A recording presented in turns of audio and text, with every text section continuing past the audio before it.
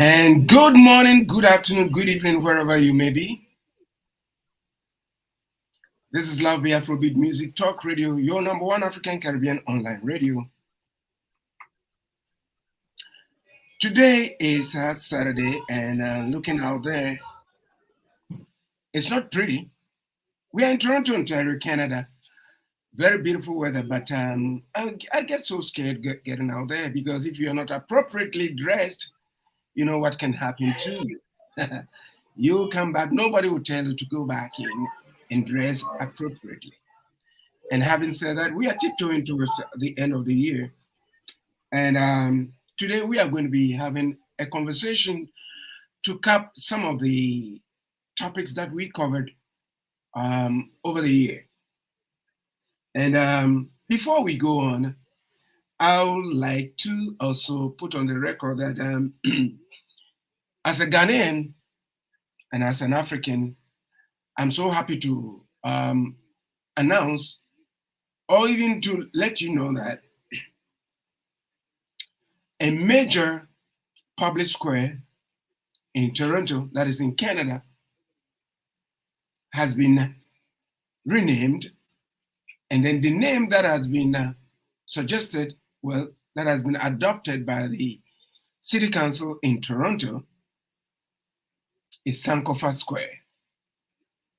Sankofa Square.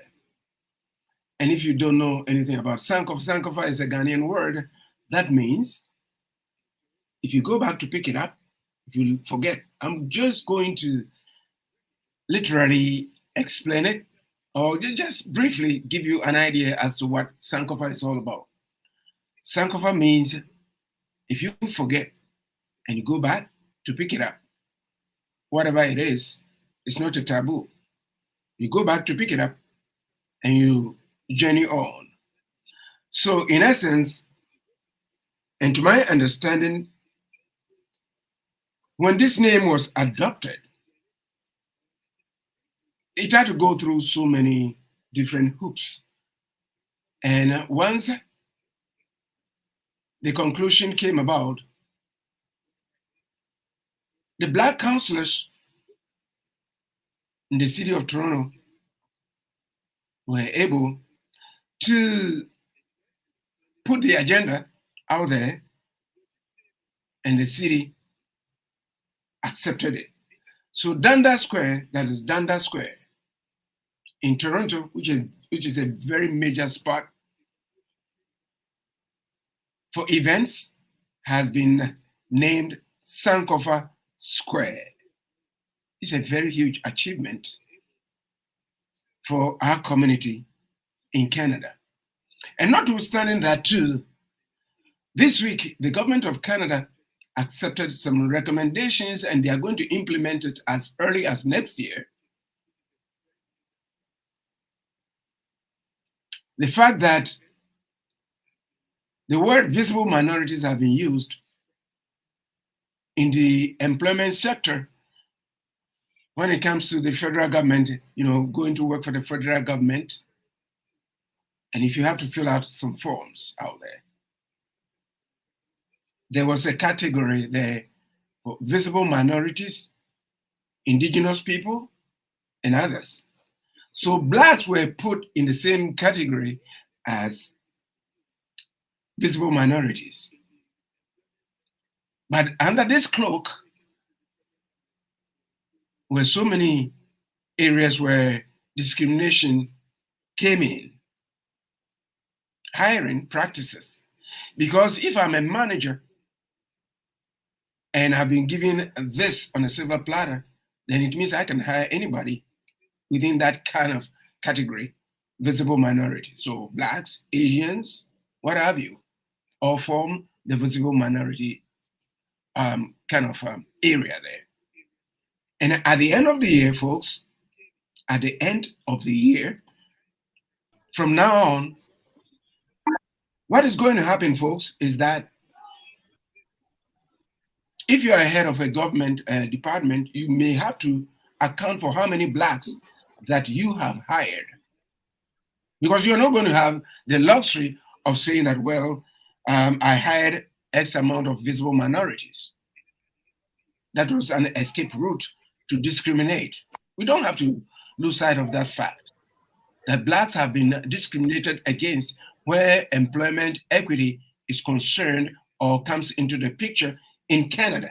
So the government of Canada has adopted this recommendation to change the way they hire. So blacks are going to be a distinct group where it comes to hiring within the government structure. We are going to be distinct, a distinct society. So that nobody will have the right to say that, you know what, I'm hiring visible minorities. So the fight is still on to change so many things that affect us. And this is not what we expected, but we thank the government of Canada for coming to this. So it's been a very good week for people of African descent, or blacks in general, in Canada. It's been a very good week. In the first place, to recap, if you are just joining us, a major public square has been named Sankofa Square in Canada. It's an achievement for blacks, an achievement for Ghanaians, because that word Sankofa comes from Ghana.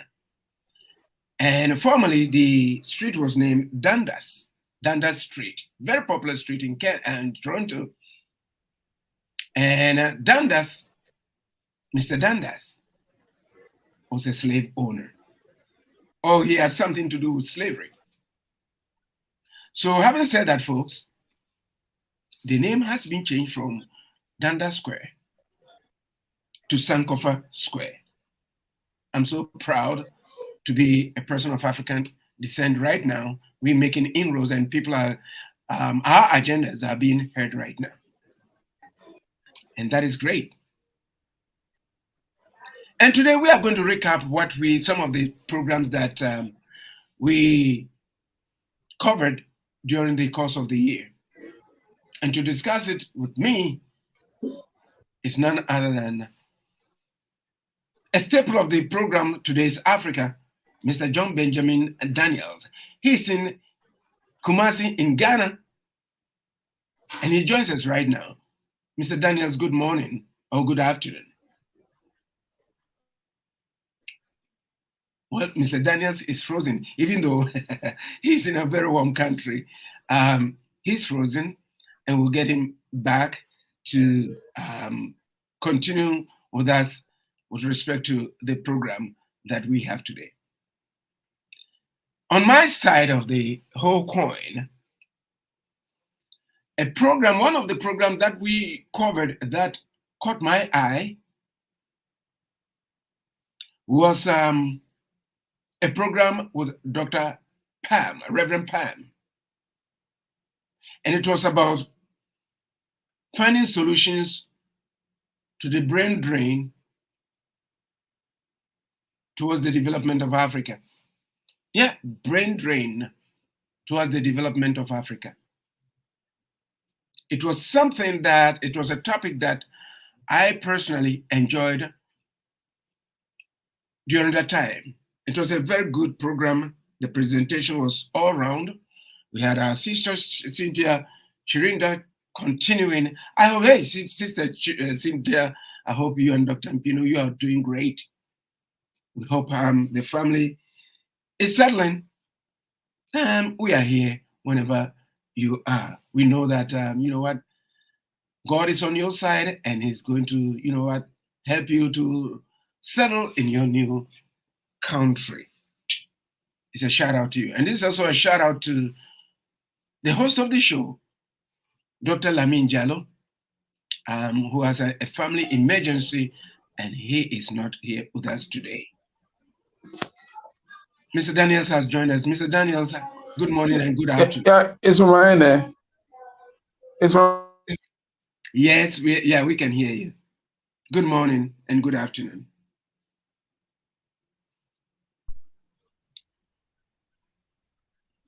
Yeah. Good afternoon in Ghana and good morning in Canada. Yeah, thank you for having me. It looks like Kumasi internet is so bad. I'm in Kumasi. I'm not in Accra Oh, now. I'm in one of the okay. cities in Ghana. Sorry for Oh, that. okay.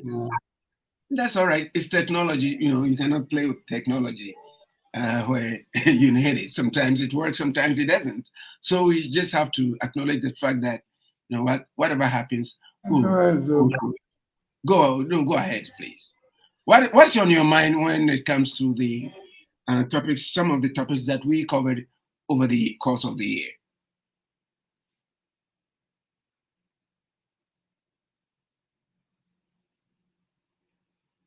Mr. Daniels.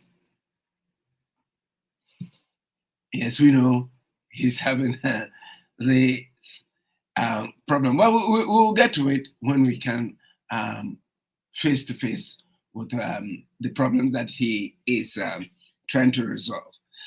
Yes, talking about brain drain. Yes, brain drain being one of the topics. Um, right now, if you look around or if you listen to the news or you watch much of the news, what we find out is over the past couple of years, young Africans crossing the Mediterranean in search of green pastures, whatever that is. And a whole lot of them have lost their lives. We're talking in terms of young, vibrant Africans traveling across the desert, the Sahara Desert, treacherous indeed, treacherous journey indeed, to go to Europe. A whole lot of them don't make it. So many of them don't make it. Some die whilst journeying through the Sahara Desert. Others also perish crossing the Mediterranean to go to Europe. Some are robbed, some are tortured, some are killed. So you know what? We are going to see how best we can address it. But it all boils down to bad policies, as we've been saying in Africa. In the governance system, it hasn't been great. We are now seeing some glimpses of encouragement, and we'll get back to it. But in the meantime, Mr. Daniels, can you hear me now?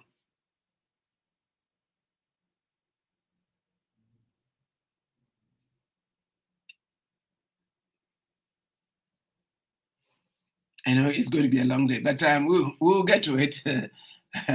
However it is. Yes, a whole lot of our young people don't make it to the chosen or the selected um, place where the green pasture is or green pastures are. And when we come to talk in terms of that, do we sit back to think about how many doctors, how many nurses, how many presidents, how many prime ministers, how many chief executives, how many scientists, how many farmers, how many architects, how many drivers, how many mechanics, how many market women and men, how many policy makers, how many members of parliament, how many heads of departments? The list will go on and on and on if I don't get to stop it. That we've lost among this group, among this core of young Africans escaping Mother Afrika in search of green pastures is a lot to contend with. And what has been some of the causes of the brain drain? I will not go far. Here in Canada, especially in Toronto, I've seen it, I've tasted it, I've touched it. The upsurge of refugee claimants, I'll limit myself to Africa and the Caribbean, as this radio station is focused on. There have been so many young, vibrant people of African descent, I would say Africans, who have left the shores of Africa and they are now in Toronto. As a matter of fact, I had a chance to meet a couple of them who are going through a lot because there's the lack of housing, and some of them are sleeping outside in this cold weather because the system can't handle them in terms of housing. And of course, having said this, some of them also came in as students. They paid their way to come in, to come and learn, and to go back to help Mother Afrika. I met one teacher. He said he sold everything that he had, applied for a school to come in here, and that he wasn't going to pursue the education. Rather, he was going to come here to find something on the table for him to be able to work. Yes. And I also saw and read, I would say I read where a student leader in Montreal, for instance, came out to say that, you know what, he came in, or most of the students came in to work and not to pursue their education, which I found to be very odd to say this in the media. As a matter of fact, I don't know, and I can't say this for a fact. Out of this came the immigration minister coming out that a new immigration policy is going to be implemented to raise the cap of how much one has to have in their bank account to come to Canada to study as a student, from $10,000 to $20,000, which is quite steep. You may have to prove that you have those funds as opposed to the 10,000, and that they will make sure that you go to school. You see, I'm capping all this. I'm saying all this to say that if the teacher, if the engineer had stayed in Africa, Africa would have made good use of it. And today, we all know that Africa is the youngest continent. Yes, average age 24, 25. So we have the potential in terms of human resources. So we'll get back to that.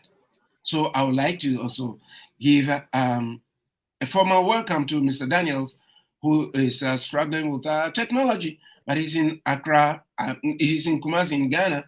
And thank you for your time joining us. Mr. Daniels is a staple of this program, Today's Africa, over the past couple of years. Mr. Daniels, good afternoon, or good morning over here. Good afternoon, yeah. Good afternoon, Ghana. Good morning, Canada. Sorry for the disruptions. Kumasi internet is a problem, but I hope it is okay now. So let's go for it. Fire on. Yeah, go fire now. What I was trying to open it up. The first topic. Go ahead, please. Yeah, you know, Africa has a young population, and with advancement in education, technology, and what have you, we think that this young population, if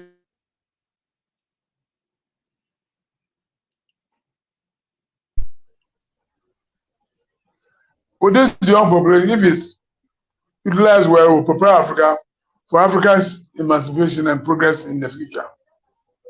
That's why it behoves on all African governments to invest in education, invest in technology, because definitely technology is the future of the world.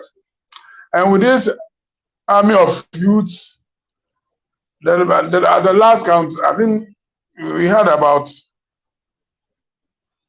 32 or so. Yeah, a very huge. About 40% of the population are the youth. So if you have such an army of youths and you train them well, definitely in the various roles that will have in national endeavors, the various African countries will be the place to watch in the future. And if you look at, because of lack of employment in the various African countries, most of the doctors, there's a serious brain drain. Most of the African professionals, I mean the young professionals, the doctors, the engineers, the technologists, and what have you, are moving into other countries, be it in Europe or in Americas or in the Middle East, to find gainful employment. So if our various governments change the narrative by way of investing in the appropriate technologies, in the appropriate industries, and is agriculture. What we have most is agriculture. If you really modernize agriculture to make it interesting to the young people of Africa, that's where Africa is going to gain most, because definitely we have comparative advantage in agric. We have vast lands, vast rivers, vast forests, and the human resources who are energetic youth. Because if you look at agriculture present as practice in Africa, it's an old system, the peasant farming that our fathers and mothers were practicing is what is going on here. Definitely, if you have trained a young man in school with all these technologies, with all this education,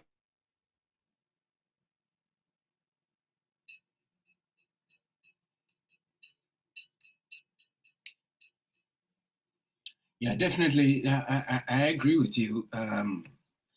If you have all these resources and you train and then you lose them, what have you gained? And that is one of the things that we have to look out for. Folks, you are listening to Love Bay Afrobeat Music Talk Radio, and you're also watching us on YouTube, LinkedIn, Facebook, StreamYard, and we have a very great topic that we are discussing right now. We are capping or recapping some of the topics that we covered on this program, Today's Africa, over the course of the year. And then we have our brother, John Daniels, who is in Accra, Ghana, Kumasi, Ghana, I'll say. I just keep on changing them back and forth. And yeah, he is piggybacking on what I had introduced at first, that, you know, if the right policies are implemented in our governance sort of structures, I think most of these kids will stay. I'm talking in terms of what is happening in Burkina Faso, for instance. A young leader, barely 40 years old, who has inspired the youth, giving them the hope to stay to develop the country, and is resonating with the youth. Because hitherto in the gold mine sector, it was dominated by foreigners, the French and others. They were taking the minerals left, right, and center, with nothing coming to the central government per se. And of course, even if something was coming in to the central government, corruption also reared its head over there. And this young man, His Excellency Captain Ibrahim Traore, has indicated, you know what, lead the gold mines for us. He's spoken with the youth, go there, work, and let's develop Burkina Faso together. And it seems... sorry. Go ahead, please. Yes, go ahead. You were making a statement and you know what, you froze out. So I will yield my time to you. Go ahead, please.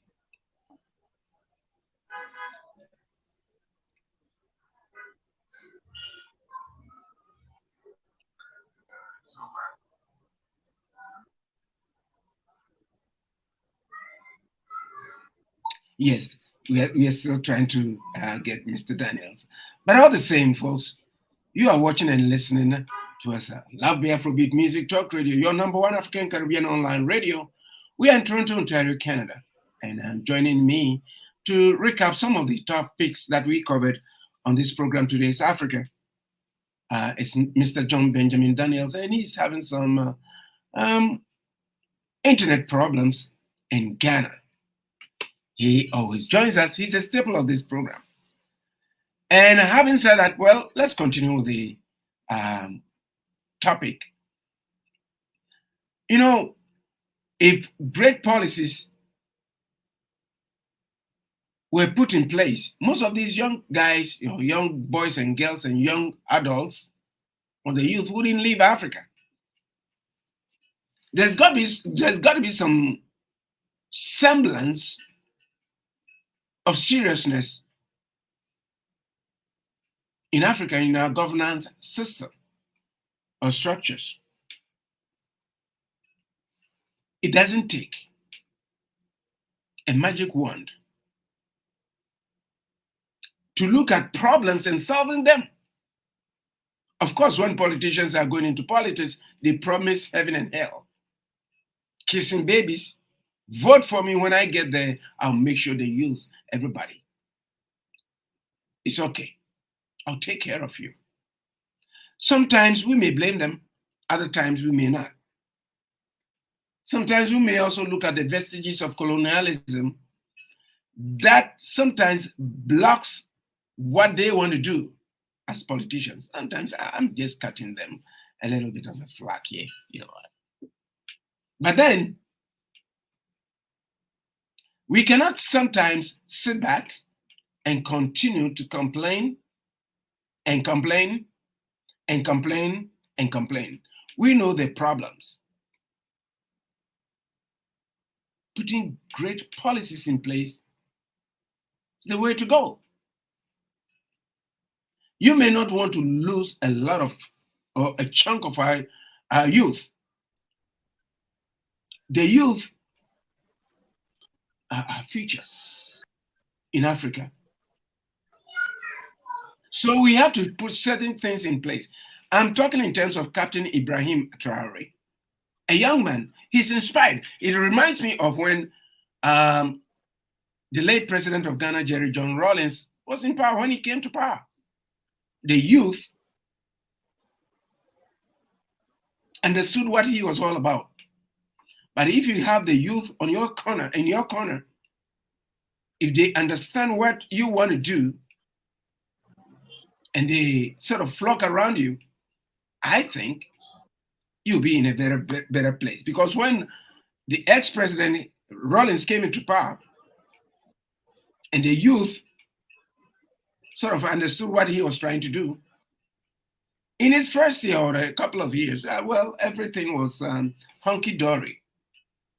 But then if you lose the youth, then you have problems. You are losing them because you don't have great socioeconomic programs to encourage them to stay. And if they don't see any future ahead of them, they'll find ways and means to leave. And by so doing, majority of them who could have or who would have been able to help towards the development of your country will be dead because they are trying to flee. They are traveling through some terrain that, that is not fit for humans. Some die horrible deaths. And the politicians hear this. They read about it. The question is, what do they do? Are we going to continue to lose our youth towards having to go out of their countries in search of greener pastures? Well, Mr. Daniels is with us here. Mr. Daniels, continue with what you were espousing. Yeah. The floor is yours, please. Yeah.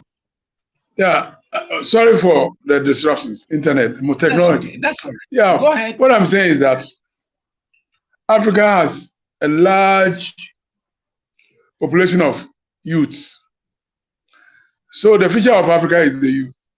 What should our governments do? Our government should invest in the youth. And one way of investing in the youth is to give them education, modern education. And in Ghana, one of the things the government has done is to give free education to every school going child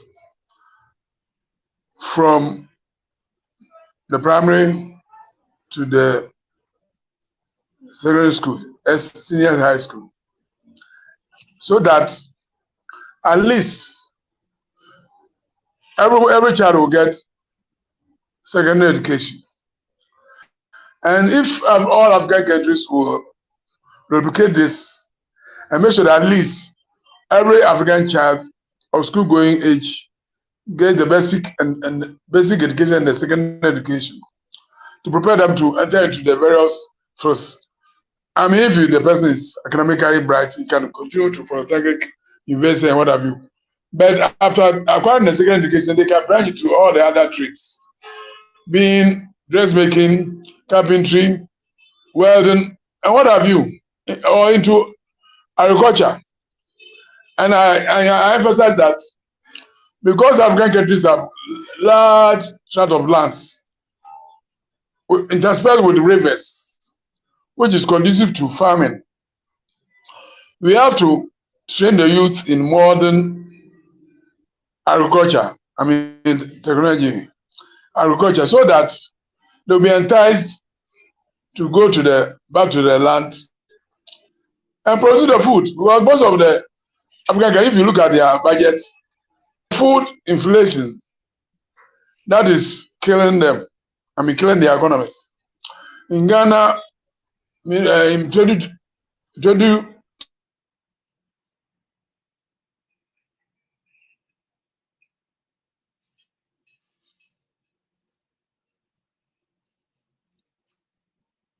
Yeah, Mr. Daniels is giving us some of the statistical data in terms of the educational structures in Ghana. He's saying that in Ghana there's free education, universal education for children, and you know what? It's a very good policy.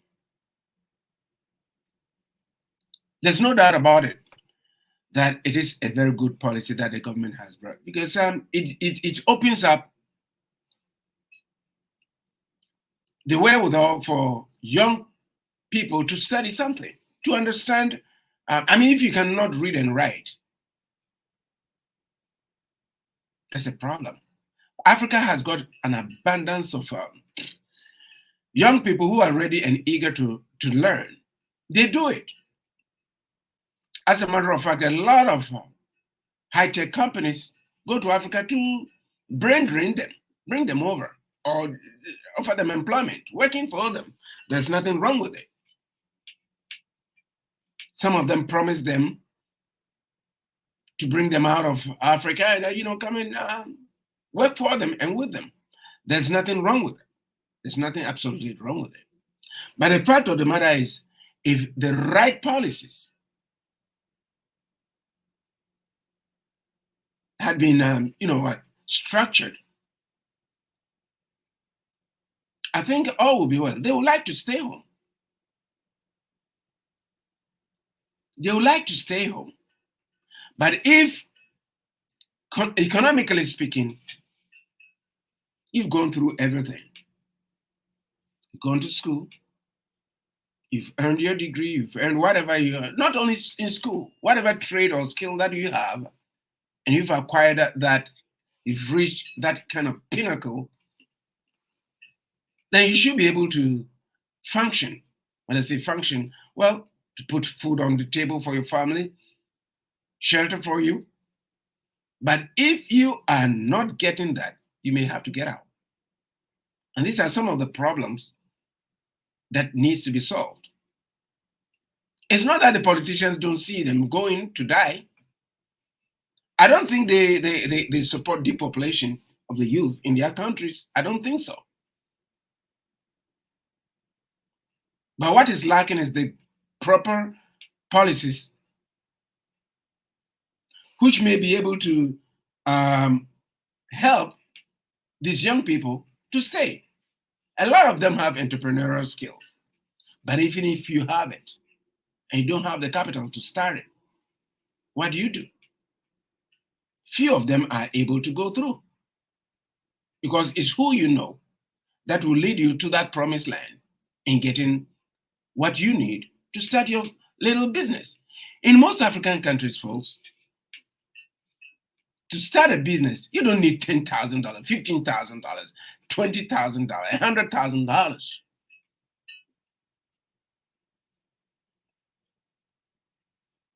$200, $100 can start somebody on a business trajectory. And why is it that some of these I would say minor funding has not been made available to them? It's corruption, greediness, me, myself, and I kind of structures that we've put in place. I know that person was my schoolmate or my brother or my sister, whether they qualified or whatever. It doesn't augur well when it comes to that, because at the end of the day, it's the country that suffers. Because you are denying one person, say $200 to start a business. And once they start that business and the business, flourishes, they are going to hire people. And those people are also going to be, good enough to put food on the table for their families. And they will be able to, at some point in time, if they are good, they have all the funding or they've got everything that they need, they can also go out there to establish businesses and hire people. But then most of the time too, the policies that may be implemented may not be sufficient enough, may not be good or deep enough. Of course, we don't say governments should create businesses. Of course, in most African countries, in majority of the countries, everybody from school going age, when I finish school, I'm going to work with the government. I'm going to work with the Ministry of Finance. I'm going to work with the ministry that everybody expects the government to create jobs. The government shouldn't create jobs. Rather, the government should create that environment for businesses to create jobs. Do they do that? Of course, sometimes they do. We read accounts of, people in boardrooms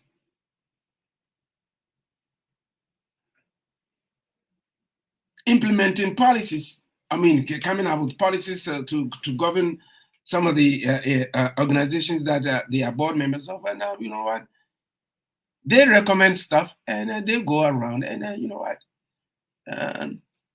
Well, I'll leave it there. Your guess is as good as mine. In all of this, we have to put seriousness in this. Create the enabling environment for businesses to be able to create jobs. If we're able to do that, that aspect of our brain drain may stop. The African Brain Drain Bank, that topic that we invited Dr. Pam, was an eye-opener. They are doing it. This African Brain Drain Bank is doing everything. Just check them out. African Brain Drain Bank. They are putting certain things in place to encourage African governments to rethink with respect to their policies.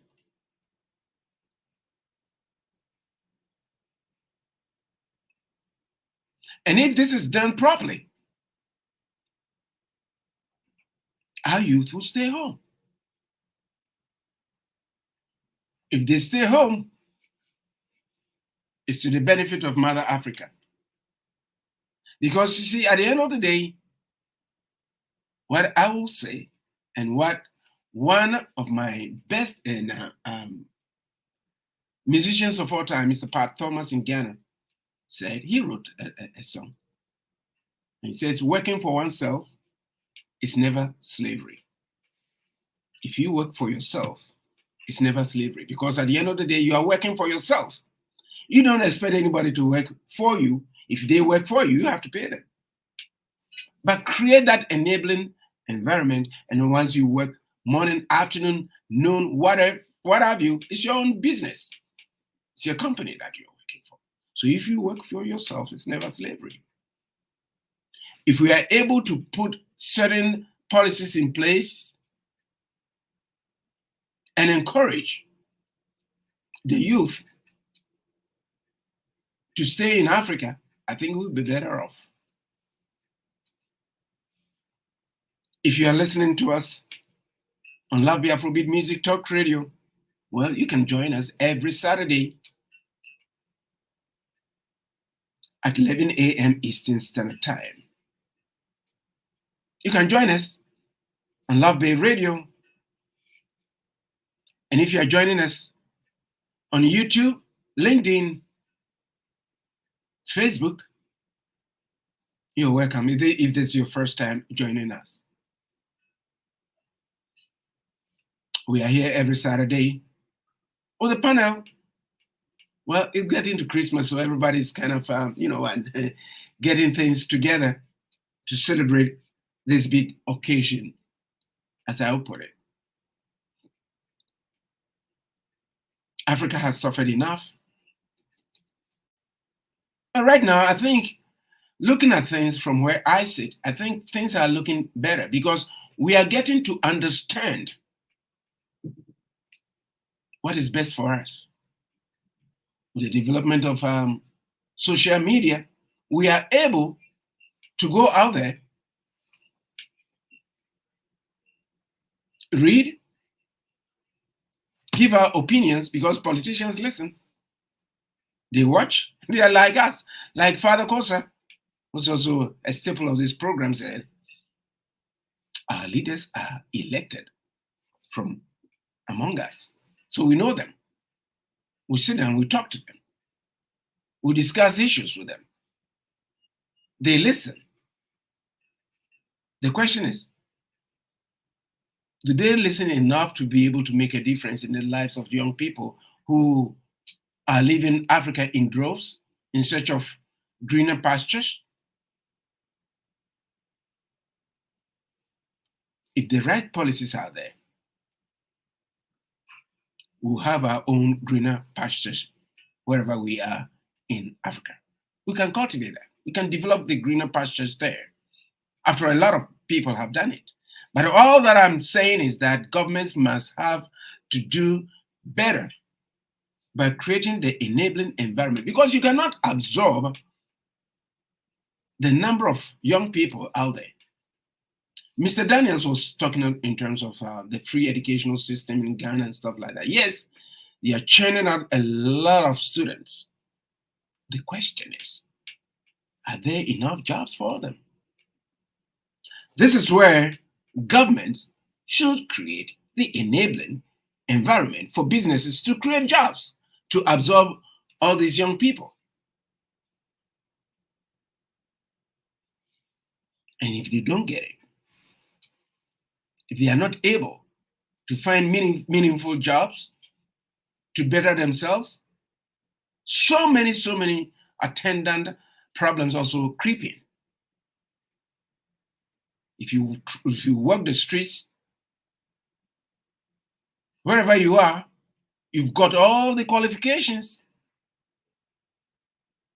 You have everything that you need to start your business or to make something good about you in respect to your life, and you don't see anything. At the end of the day, survival is what you look at, because you have to survive.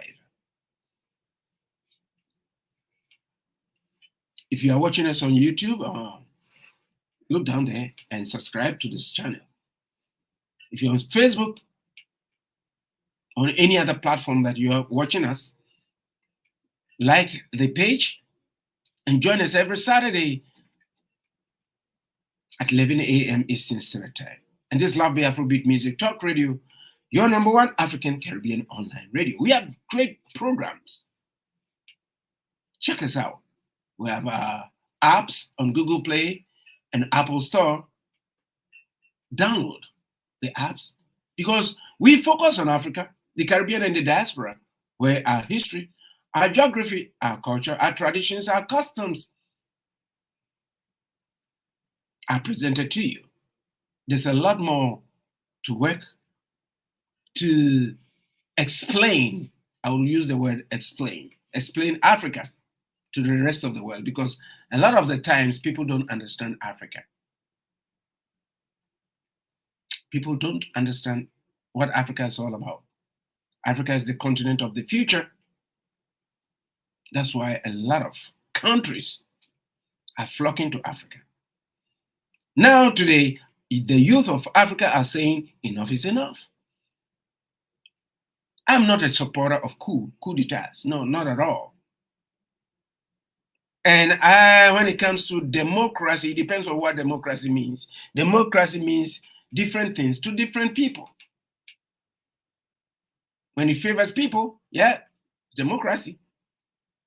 The question is, do we understand what democracy is all about? I don't think so. Globally, we don't. There are some countries that go about telling us about democracy, but do they really understand it themselves? It shouldn't be one shoe fits all. All.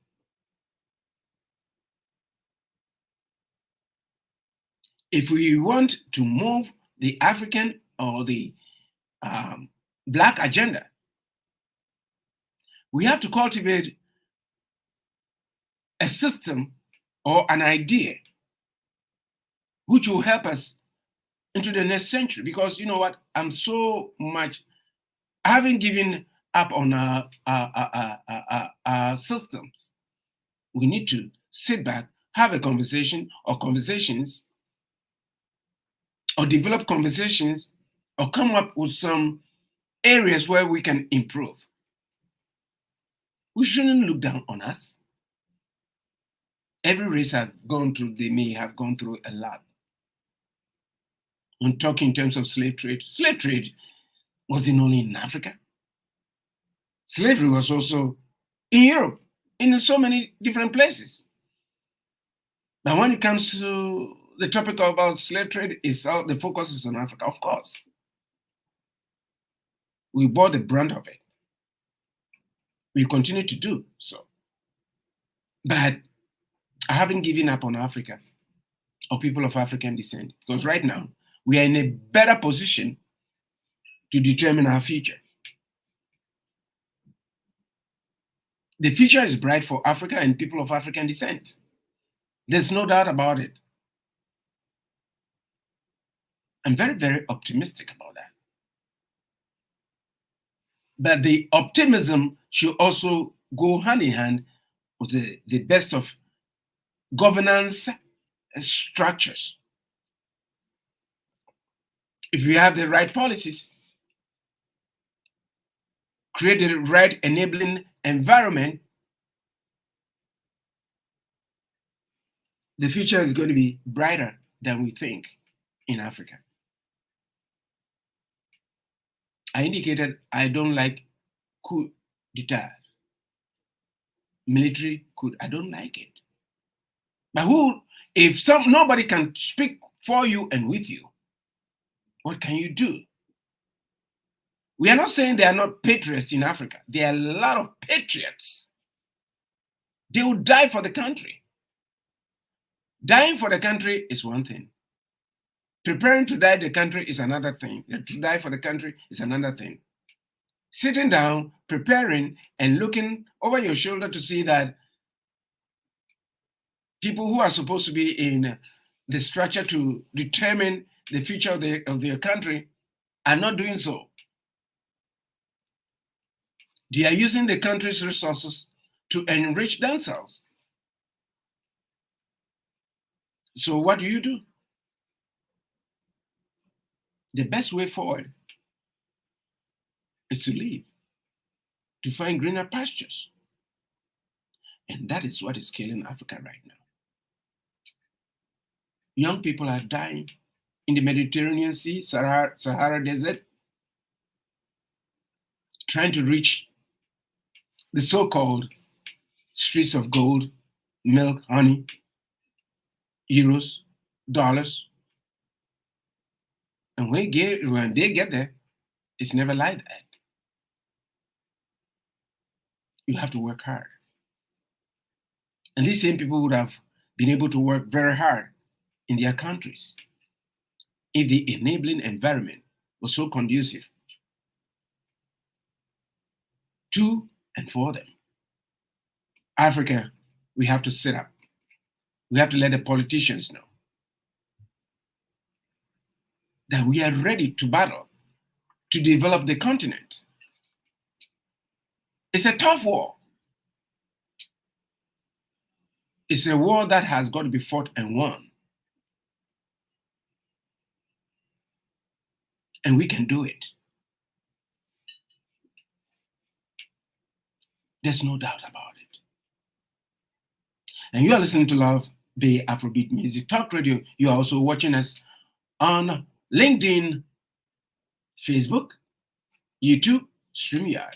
And those of you also watching and listening to us, if you want to join us 24/7, folks, we have some great apps out there. Google Play and Apple Store. Hook up with us, and join in the conversation. We have so many great programs out there for you. We are focused on Africa, the Caribbean, and the diaspora. Like the channel and subscribe to it. And the program is Today's Africa. We empanel. We come here every Saturday at 11 a.m. Eastern Standard Time to discuss topics of great relevance to the continent of Africa and beyond, and as well as we touch on our brothers and sisters in the Caribbean and the diaspora. We have so many different programs out there. Check us out. We have less than 10 minutes to go for the end of the program for this year. The year has gone so fast, faster than Usain Bolt. But it's so great. We are looking for even a better year where Africa, the Caribbean, and the diaspora is concerned. We have to arm ourselves properly to face the future. Come out with better policies. I cannot see, let me digress a little bit. I cannot see a continent that was given to us by God and for us by God. We haven't taken care of it. Taking care meaning with our agricultural policies. Sometimes I sit back and I laugh. I smile. And I say to myself, why do we import food? Now we have countries from the West and the East telling us they are giving us free food, free grains, free fertilizers, free what? Free. When are we going to stop it and say the free is not always free? There's always strings charged. My mother told me once, this is a common kind of adage that we use in Africa, that if you're pulling something, you have a rope, and you're pulling it, and you are not being successful pulling it, it means something is holding it. And this is the time that we have to sit back and ask ourselves, what is holding our development? Is it us? Of course. Is it our policies? Of course. Do we trust ourselves? Mm, it depends. But all in all, let's not give up hope. We've got to keep hope alive. We've got to keep hope alive. We don't have any choice or choices. Food production has got to be the numero uno policies that we can come up with. We have the land, we have the environment, the right temperature, the right soils, and stuff like that. The question is, why are we importing toothpicks, tomatoes, wheat, what have you? This is one area that when I think about them, I feel sad.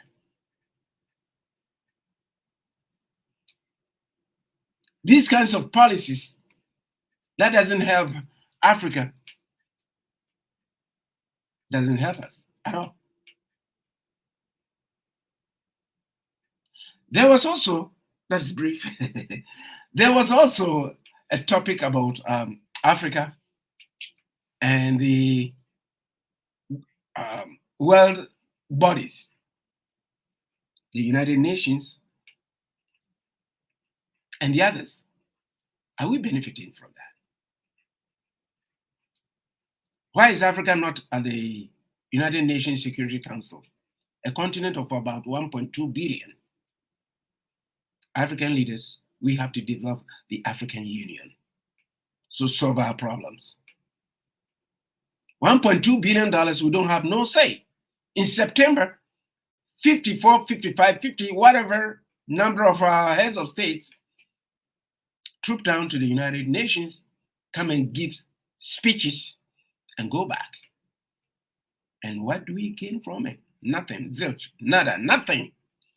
We have to think of either staying, and if we are staying, we got to make sure that it benefits us. The United Nations benefits us. If it doesn't, I will be the first person to say that we should leave. A new world body should come into place to address our needs, to respect us. We don't have to go out there and be second citizens any longer. We've reached a pinnacle where we have everything, but we have nothing. Our mineral resources could be used for the benefit of Africans. Our human resources could be used to the benefit of Africans. And folks, that's what I can say. You may text us at 437-778-3299, 437-778-3299. All of our programs, the lines are always opened. As a matter of fact, folks, we are going to be talking to each other in the next year, 2024. We are going to present a program called Community Conversations where we'll be able to talk to each other. We need to do that.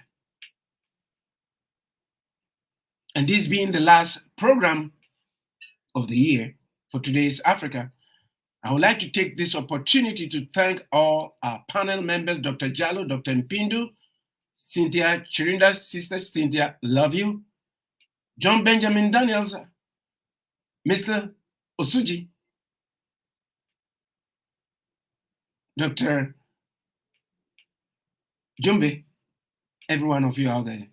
I thank you for your time and space that you deliver to Love the Afrobeat Music Talk Radio every Saturday.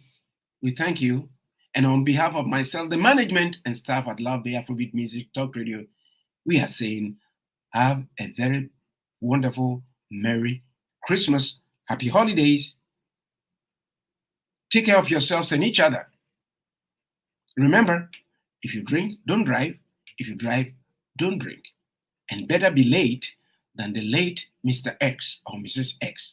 Don't rush into doing things. Be safe, and we hope to see you again next year. Take care and bye-bye.